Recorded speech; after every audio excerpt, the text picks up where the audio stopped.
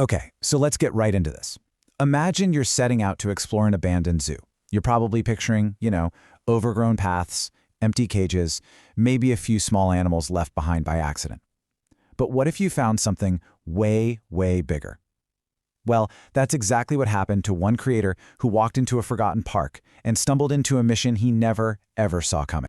And look, this was his goal right from the jump. He says it right here. He's not just there to look around. He's on a mission to rescue animals that were literally abandoned and left to die.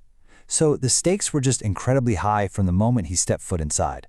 So he steps into this world that's just being reclaimed by nature. You've got vines swallowing up the pathways, rust eating away at the cage bars. The only sounds are the wind and, that unsettling rustle of something moving in the bushes.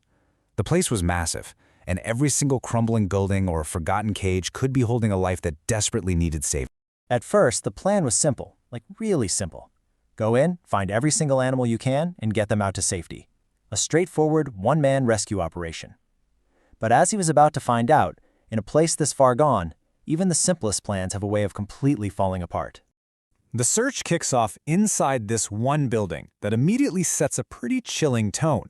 It was the old reptile house, which, as you know, is where you'd expect to find some of the most specialized and yet potentially dangerous creatures in any zoo.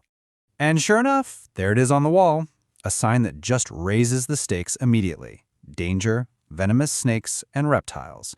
So he had to kind of push past that fear just to even start looking. So the big question is, what was actually still lurking in the tanks of this forgotten, dangerous room? And his search leads him to this incredible find, a horned lizard.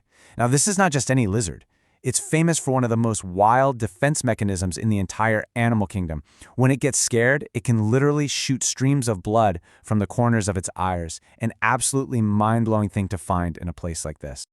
But here's what makes this moment so cool. It's the personal connection. You can hear it in his voice. For him, this wasn't just another rescue. It was a childhood dream come to life.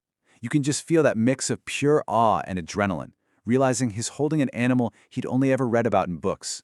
After that first amazing discovery, it's like the floodgates just opened. The mission went from a few hopeful finds to just one rescue after another, each one bringing a totally new challenge. His makeshift ark was starting to get really, really crowded. And this right here gives you an idea of the caliber of animals he was dealing with. In some murky, forgotten tank, he finds a fly river turtle. I mean, this is not your average turtle. It's a super rare, fully aquatic species that can go for around $8,000 on the black market. This zoo didn't just leave animals behind, it had abandoned living treasures. And the pace was just relentless. He'd barely get one animal secured before he'd find another. A bullfrog so huge it looked like something out of a sci-fi movie. A spiny-tailed lizard that legitimately looked like a little dinosaur.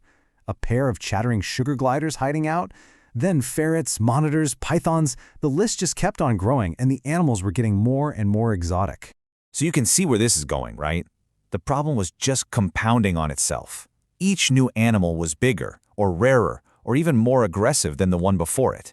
The containers were filling up, and just the logistics of handling so many different kinds of animals, well, that simple initial plan was hitting its breaking point, fast. And just when he thought things couldn't possibly get more complicated, he moved from the indoor reptile house to the big outdoor enclosures. And this is where the mission changed, completely. He was no longer dealing with animals he could just, pick up and carry out. The way it happened was straight out of a movie. He's walking along and finds this massive, fresh footprint in the mud. For a second, he says he felt like he was in Jurassic Park. I mean, what on earth could have made a track that huge?